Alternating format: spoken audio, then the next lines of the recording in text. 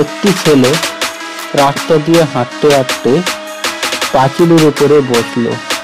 বসে সে প্রিয়ার কথা চিন্তা করতে লাগলো আর ভাবতে লাগলো যে প্রিয়াকে কখন পাবো। সে খালিক খুলিক করে আকাশের দিকে ওদিক ওদিক করে তাকাতে লাগলো, কিন্তু কাউকে দেখতে পেল না। হঠাৎ এমন সময় একটি বান্ধবী রাস্তা দিয়ে আসতে লাগলো। তখন সে রাস্তায় গিয়ে বান্ধবীকে আটকে ধরলো। তারপর কাহিনী শুরু।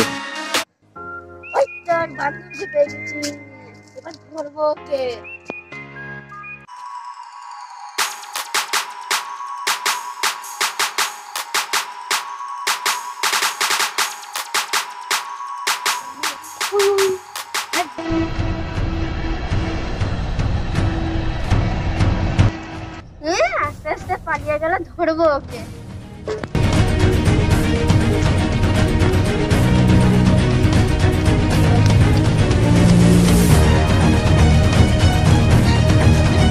আমার ছাড়ো, আমার বাড়ি কাজ আছে, আমার কাজ বাজ কিছু হবে লাগবে না। তোমার বান্ধবী না আসলে আমি ছাড়বো না তোমাকে।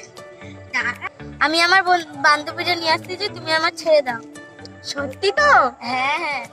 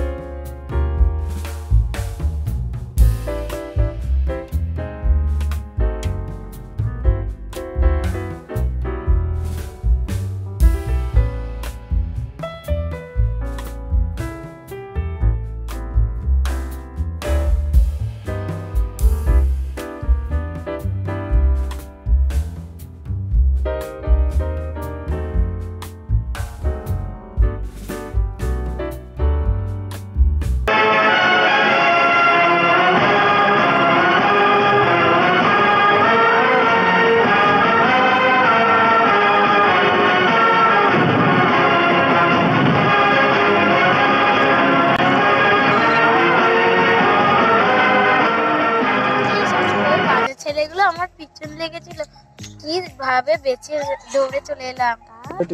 তাই নাকি? কোন বাজে ছেলেটা? জানি না, আমি ওকে চিনি না, জানি না, হট করে আটকে ধরেছে। কেমন দেখতে ছেলে? মুখে একটা কালো কালারে কেমন ধরনের কালো ড্রেস পরে এসেছে, চিনতেই পারছি না। তাই নাকি? আমাকে দেখাবি তো তুই? ঠিক আছে প্রিয়া, বলবো।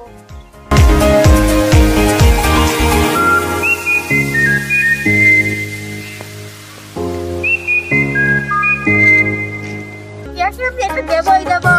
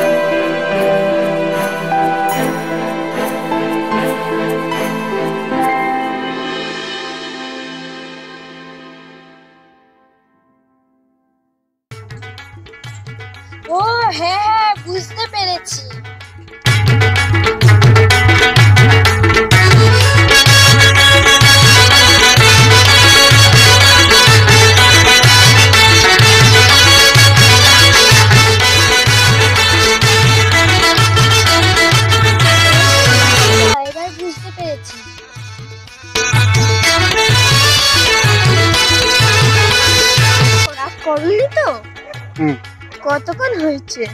কতক্ষণ এসেছো তুমি? হয়েছে আমি অনেকক্ষণ এসেছি, 2 ঘন্টা হয়ে গেল। আমার কি বাড়ি কাজ টাজ নেই নাকি? আমি কি করে জানবো তোমার বাড়ি কাজ আছে নাকি না আছে? তুমি তো তোমার মতন করে বলছো। আমি একটা মেয়ে, বাড়ি থেকে আসতে গেলে আমাকে কৈফিয়ত দিতে হয়, তা আবার মা বাবার কাছে। তোমার মা বাবা আছে? আমি জানতাম না, সরি বেবি। ঠিক আছে, আমাদের পাড়ার লোক আসছে, তাড়াতাড়ি ঘুরটা দিয়ে নি। কোথায় তোমাদের পাড়ার লোক? ওই যে দল বেঁধে গেল। I love you! I love you! I love you! ও আমি স্বপ্নে দেখিলাম মধুমালার মুখরে, ও আমি I love you too. দেখিলাম মধুমালার মুখরে।